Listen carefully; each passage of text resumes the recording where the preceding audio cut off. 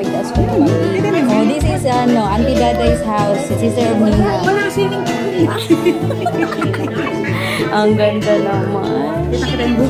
Ano po mo? Pero pag ibahin na dyan natin, ganda may bukit. Ay, amuan din. Pero ang atago pa yan sa lahat ngayon. Ano pa kaya mo? Ay, ang ganda.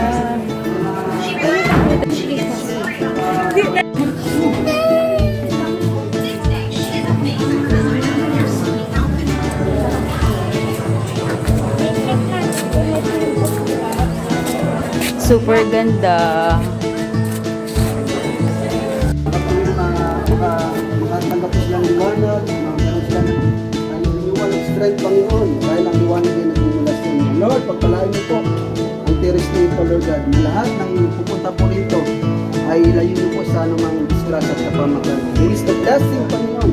In Jesus' name, sa terrace nito. In Jesus' name, amen.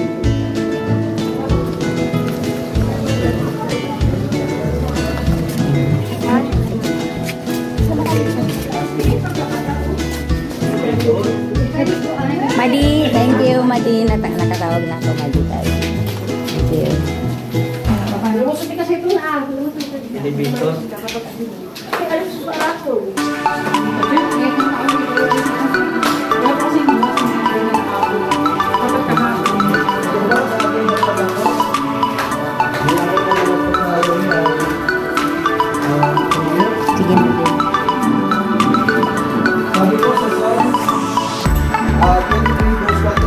The Lord is your shepherd, I lack nothing.